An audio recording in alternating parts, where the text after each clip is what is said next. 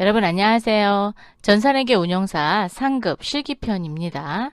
실기시험 제2회 모의 문제 중 세 번째 시간으로서 결산 정리사항 문제가 되겠습니다. 교재는 168페이지가 되겠고요. 출제 범위는 회계원리 부분이죠. 문항은 5문항이 되겠습니다.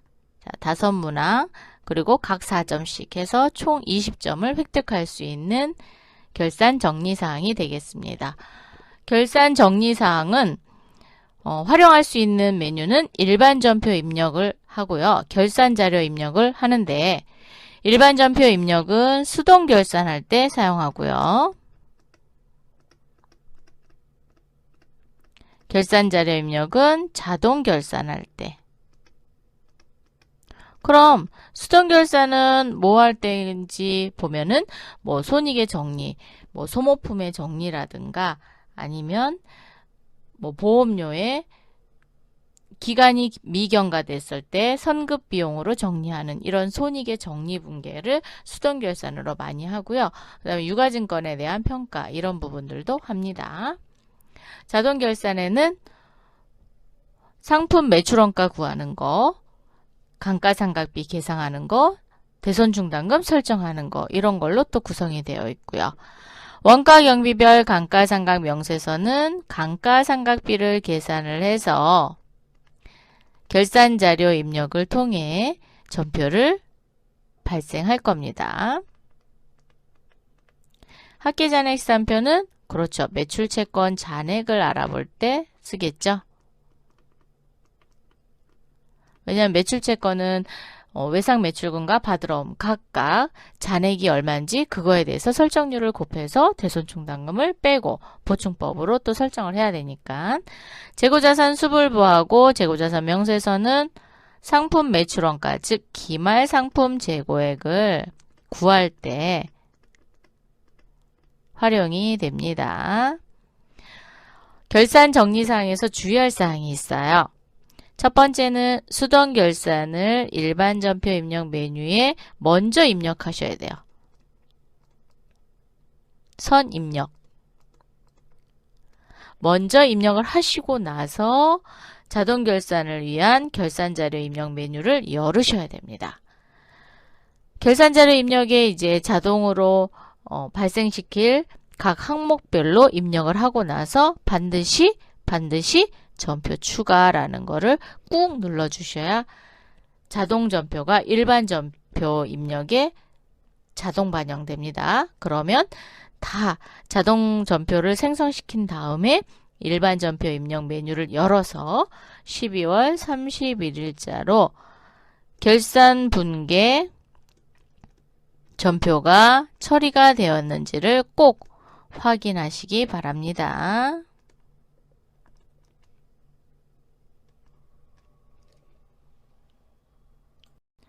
문제 3.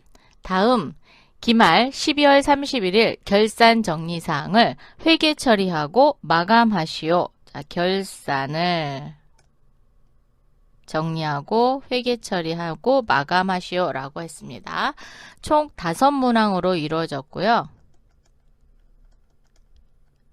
이 중 2문항은 수동 결산, 그리고 3문항은 자동 결산 이렇게 구성되어 있습니다. 그럼 수동 결산은 일반 전표 입력에 입력을 하고 자동 결산은 결산 자료 입력을 통해서 전표 추가, 그래서 일반 전표에 넘어오게끔 하는 거죠. 그러면 첫 번째 문항부터 살펴보도록 하겠습니다. 현금 가부족 20만 원이 원인을 조사한 결과 15만 원은 구매부의 전화요금이 누락한 거래이고 나머지 5만 원은 기말 현재 원인을 밝혀지지 않았다. 20만 원의 현금 가부족이 있어서 장부에 기록을 해놨는데 그중 15만 원은 구매부 전화요금이래요. 자, 구매부 전화요금은 통신비죠. 통신비로 15만 원이 정리가 되고 5만 원은 원인을 결산을 맞이했는데도 못 찾았답니다. 그럼 뭘로 정리하면 돼요? 그렇죠. 잡손실로 정리하면 됩니다. 잡손실. 자, 그럼 대변에 현금 과부족 이렇게 되겠죠? 그럼 한번 입력해 보도록 하겠습니다. 일반 전표 입력 12월 31일로 오시고요. 차변에 3번이죠. 잡손 통신비부터 할까요? 네, 통신비 800번대 통신비 금액은 15만원. 차변에 잡손실 5만원. 대변은 4번입니다. 현금 과부족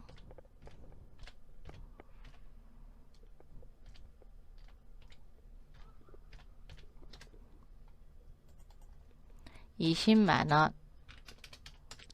지금처럼 이렇게 현금 과부족 금액을 20만원이다 라고 알려줬으니까 그대로 문제를 푸시면 되지만, 만약에 현금 과부족의 금액이 나와 있지 않는다. 그럼 어디 가서 보면 돼요?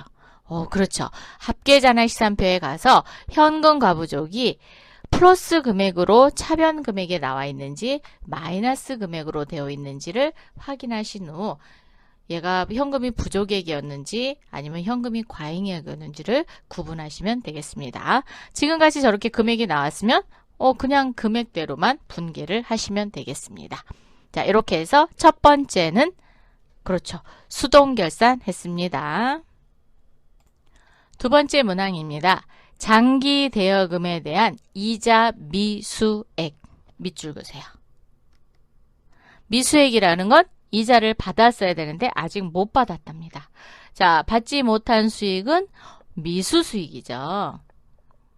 미수수익 150만원을 계상하다. 그러면 이자 수익을 이렇게 분계를 하시면 됩니다. 그래서 아직 이자를 받았어야 되는데 아직 못 받은 거예요. 그래서 미수수익으로 접어놓고 올해의 이자 수익으로 잡습니다.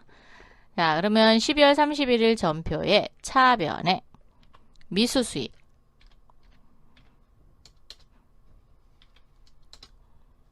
금액은 150만원. 대변에 이자 수익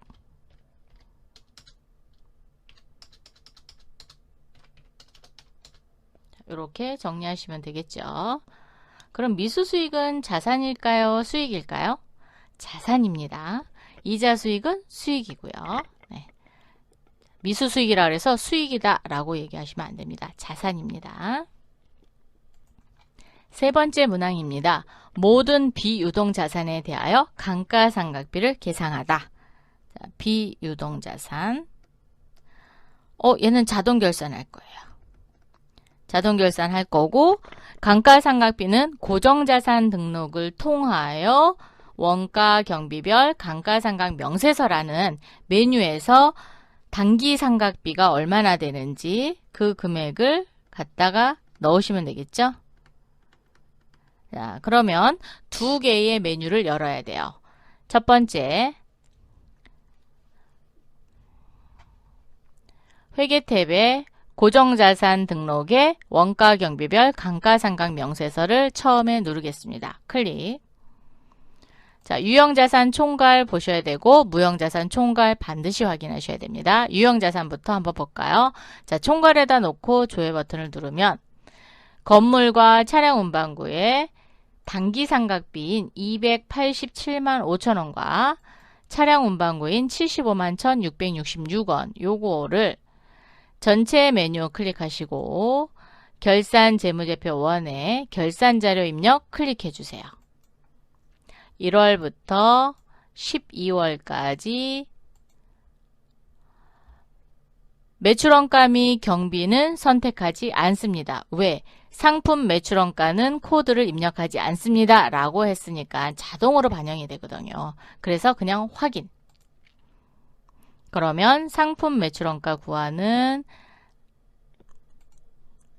입력 창이 떴고 그 다음 판매비와 관리비.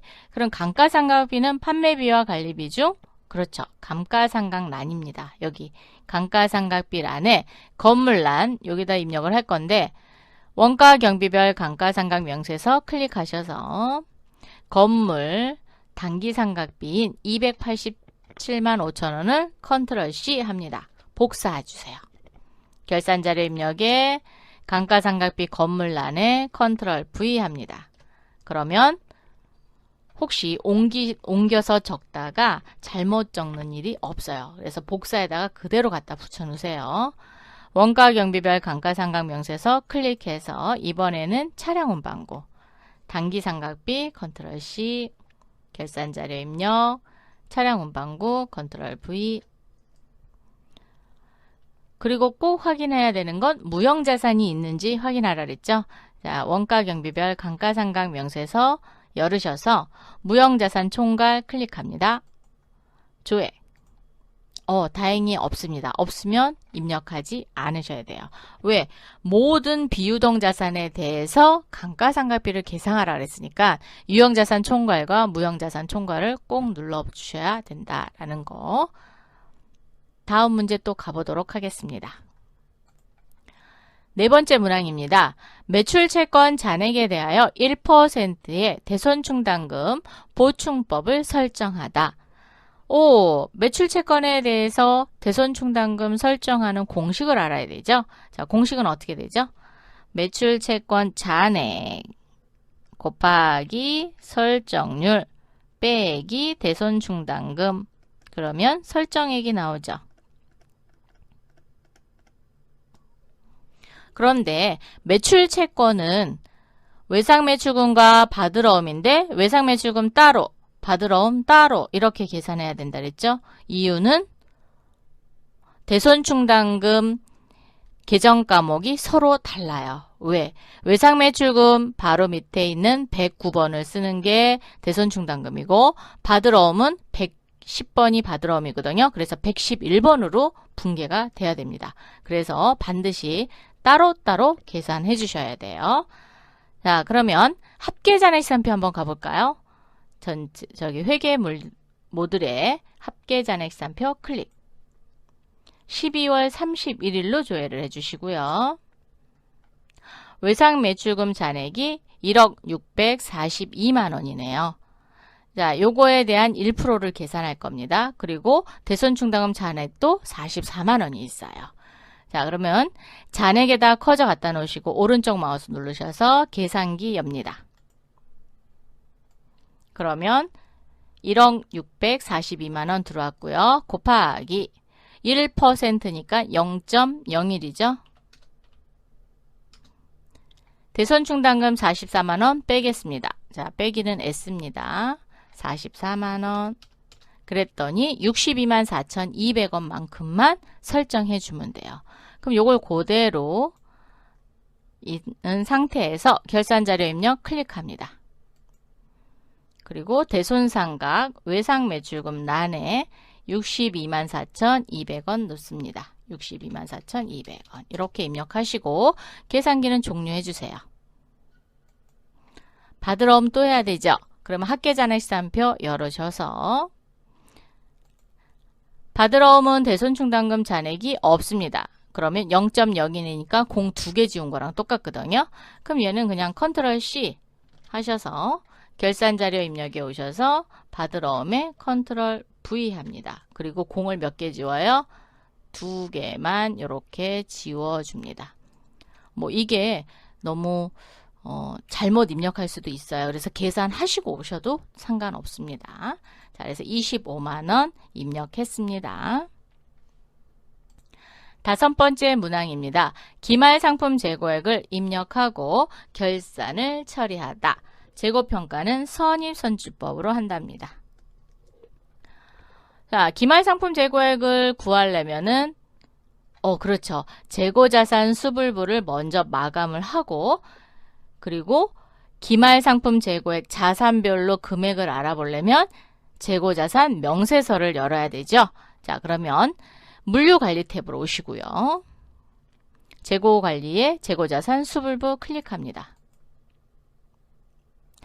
1월부터 12월까지 마구 엔터 해주세요. 왜? 전체를 다 해야 돼요. 혹시라도 못 빠뜨리면 안 되니까 마구 엔터 해주세요. 마구 엔터 해주셨어요? 그리고 마감이 부로 되어 있습니다. 기능 모음을 열으셔서 평가 방법은 선입선출법. 우리는 이제 상품, 기말상품 재고액을 입력할 거니까 상품만 하면 돼요. 나머지는 안 하셔도 됩니다. 자, 상품으로 되어 있는 거 확인하면 적용. 마감, 단추를 눌러서 일괄 마감하겠습니다. 만약에 마감하면은 지금 사무용 책상만 마감이 됩니다. 근데 전체를 다 하셔야 돼요. 그래서 일괄 마감. 선입선출법 여기 기말 재고 수량 곱하기 산출 단가거든요. 여기가 체크되어 있으면 됩니다. 자, 확인. 사무용 책상 마감됐고요. 여로 바뀌었죠. 컴퓨터용 책상, 침대, 장롱은 입고된 게 없었고 출고된 게 없습니다. 그래서 무라고 되어 있는 거예요. 즉 마감이 될 게 없다라는 거죠. 그래서 무 이렇게 됐습니다. 물류관리 탭에 오셔서 재고관리에 재고자산 명세서 반드시 마감을 하고 열어야 되는 거니까 자 12월로 열어주세요. 엔터 해주시고요. 상품 자산별 합계의 재고 금액은 4,900만 원입니다. 4,900만 원이 기말상품 재고액이 되는 거예요. 자, 그럼 4,900만 원 컨트롤 C. 결산자료 입력에 쭉 위로 올리시면 상품 매출원가 10번란에 기말상품 재고액란에 컨트롤 V 4,900만 원. 그러면 상품 매출원가가 1억 2,200이 됩니다. 여기서 끝이 아니죠. 반드시 전표 추가 눌러주시고 이해합니다. 예. 일반 전표 입력에 오셔서 12월 30일로 조회 버튼을 누르면 상품 매출원가가 1억 2,200 나왔고요. 감가상각비, 대손상각비, 외상매출금 받으러 옴. 그리고 203이니까 건물의 감가상각 누계액, 차량 운반구의 감가상각 누계액 모두 다 처리됐습니다. 반드시 이 부분을 확인 꼭 해주세요. 요게 채점 대상이 되거든요. 결산자료 입력이 채점 대상이 되는 게 아니라 일반 전표에 전표 추가된 이 부분을 채점 대상으로 합니다. 그렇기 때문에 반드시 확인을 꼭 해주시기 바랍니다. 이렇게 해서 이번 시간에는 제2회 모의 문제 중 세 번째 결산 정리사항 5문항을 모두 풀어봤습니다. 결산 정리사항은 아무래도 좀 어렵습니다. 그래서 많은 연습이 필요하실 것 같고요. 자주 하다 보면은 익숙해집니다. 그런데 익숙해진 거에 너무 실수하는 경우들이 좀 많이 생겨요. 그렇기 때문에 연습을 철저히 하시기 바라겠습니다. 다음 시간에 또 만나요. 감사합니다.